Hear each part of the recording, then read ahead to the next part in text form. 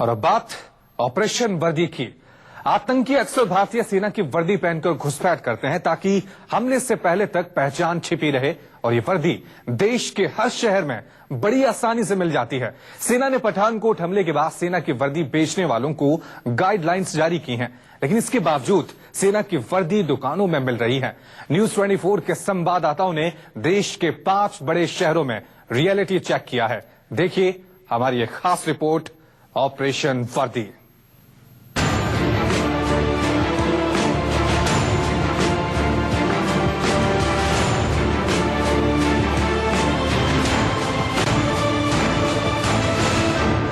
दिल्ली,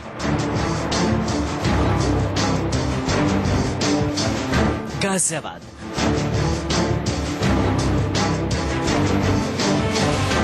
पटना,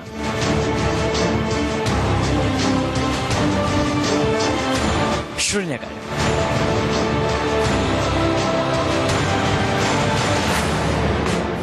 लखनऊ,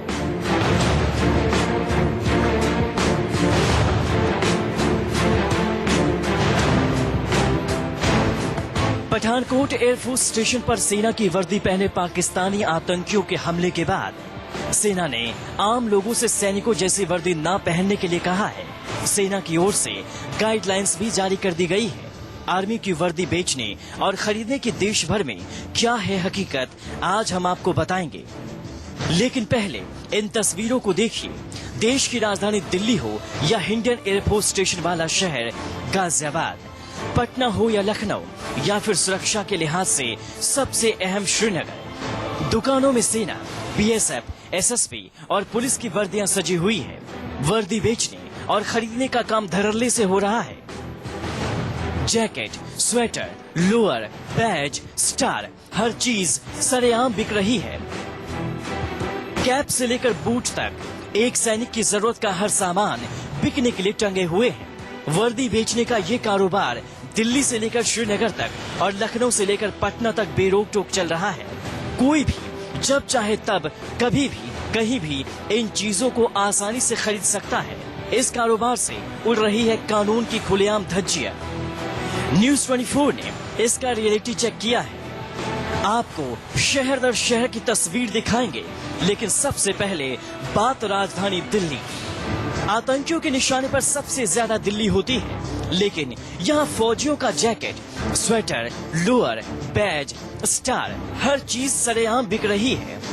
देश में कभी भी ऐसा कोई हादसा होता है तो सबसे पहले उंगलियां उठती हैं सुरक्षा व्यवस्था पर, और उसी को लेकर के इस बार जो उंगली उठी है वो कहीं ना कहीं उंगली इस बात पे उठी है कि आर्मी की जो ड्रेसेस है वो काफी आसानी से मिल जाती हैं। और इसी का जायजा लेने के लिए हम आए हैं दिल्ली कैंट के गोपीनाथ मार्केट में, जहां पर आप देख सकते हैं यहाँ पर आर्मी से रिलेटेड हर तरह का सामान मुहैया है। आर्मी पर्सन की जो भी चीजें यहाँ परचेज होती हैं गोपीनाथ बाजार सदर में, वो बिना इंक्वायरी के और बिना आई कार्ड के सरासर बिक रही हैं। इन पे रिस्ट्रिक्शन होना चाहिए।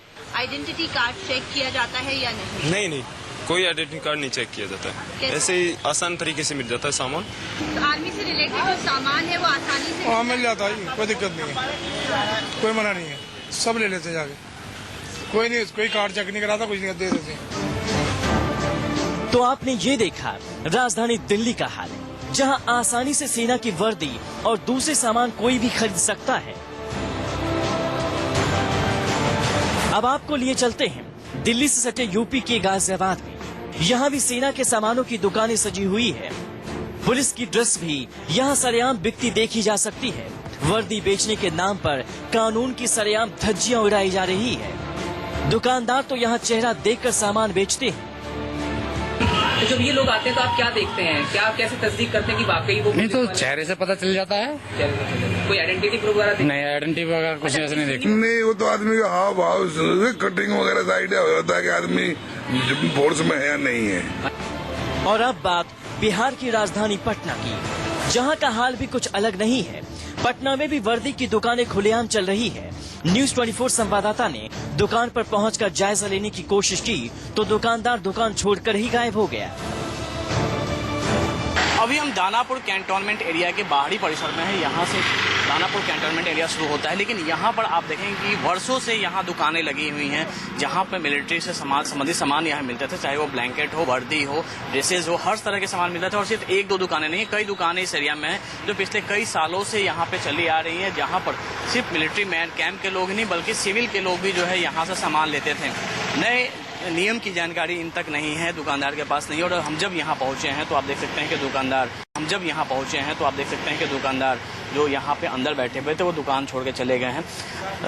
बात करने को तो कैमरे के पीछे तैयार नहीं है। लेकिन श्रीनगर में सेना की ड्रेस में आतंकी लगातार दहशत का खेल खेलते रहे हैं। सुरक्षा के लिहाज से सबसे ज्यादा सेंसिटिव होने के बावजूद दुकानों में सब कुछ मिलता है। कश्मीर जैसी जगह में जहाँ पे ऑलरेडी सिक्योरिटी का इतना ऑलरेडी हमें प्रॉब्लम्स हैं, तो उस हिसाब से ये वर्दी बेचना यहाँ पे जाहिर सी बात है लोगों के लिए प्रॉब्लमेटिक हो सकती है। और काफ़ी सारे हमने देखे हैं पिछले कई सालों से कि ये जो शरपसंद लोग हैं उन्होंने इस वर्दी को मिसयूज़ भी किया है काफ़ी हद तक। तो मेरे हिसाब से जो ये वर्दी बेचते हैं, ये जो दुकानदार वगैरह, इन पे रोक लगानी चाहिए। लखनऊ का हाल भी जुदा नहीं है, यहाँ भी आर्मी ड्रेस की बिक्री आम है। दुकानदार तो ये सोचकर सामान बेच रहा है कि यहाँ आतंकवादी आता ही नहीं है।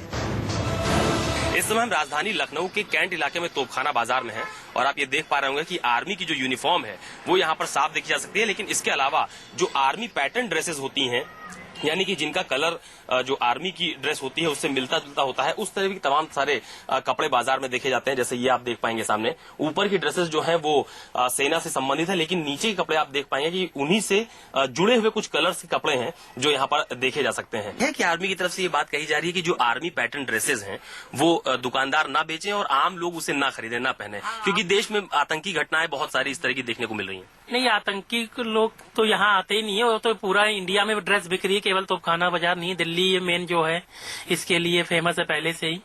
हम लोग के पास तो लिमिटेड सेल है।